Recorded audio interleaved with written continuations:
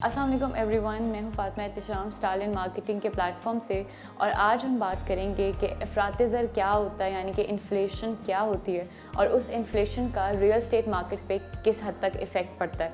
क्या positive impact होता है और क्या नेगेटिव इम्पैक्ट होता है रियल एस्टेट सेक्टर के ऊपर स्पेसिफिकली।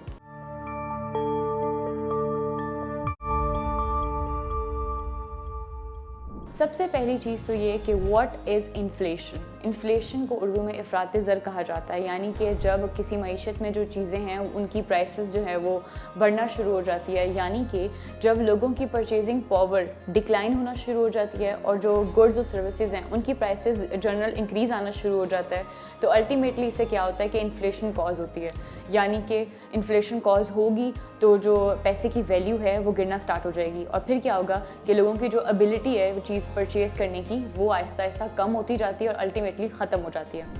फिर हम बात करेंगे कि इम्पैक्ट के बारे में, क्या पॉजिटिव और क्या नेगेटिव इम्पैक्ट पड़ता है रियल एस्टेट सेक्टर के ऊपर इन्फ्लेशन का, यानी अफरात ज़र का क्या असरात जो हैं वो मुरतब होते हैं इस स्पेसिफिक सेक्टर के ऊपर। सबसे पहले हम पॉजिटिव इम्पैक्ट की बात करते हैं।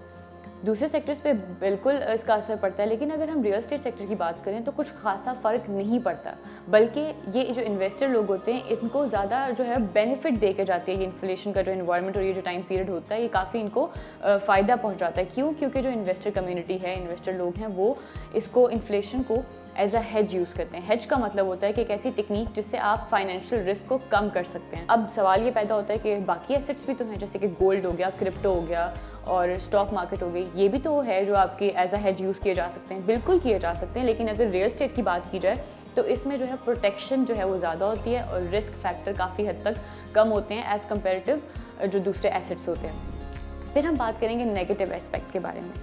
कुछ खास फ़र्क जैसे मैंने बताया कि नहीं पड़ता पहले रियल एस्टेट सेक्टर के ऊपर, लेकिन अगर जो नेगेटिव इम्पैक्ट जो एक पड़ता है वो ये होता है कि जो कंस्ट्रक्शन के मटेरियल है, जैसे ब्रिक हो गई, आपकी ईंटें, स्टील और सीमेंट, इन जो मटेरियल इनकी प्राइसेस काफ़ी हद तक जो है वो फ्लक्चुएट करती हैं और बहुत एक्सपेंसिव हो जाती हैं चीज़ें आहिस्ता आहिस्ता। जब डेफिनेटली पैसे की वैल्यू कम हो रही है और इन्फ्लेशन है तो ये चीज़ें जो है ओवर प्राइस्ड हो जाती हैं। ये तो हो गई बातें कि पॉजिटिव और नेगेटिव इम्पैक्ट क्या होता है इन्फ्लेशन का रियल एस्टेट सेक्टर पे। उससे हम इस नतीजे पर पहुँचे कि inflation is good for real estate, यानी कि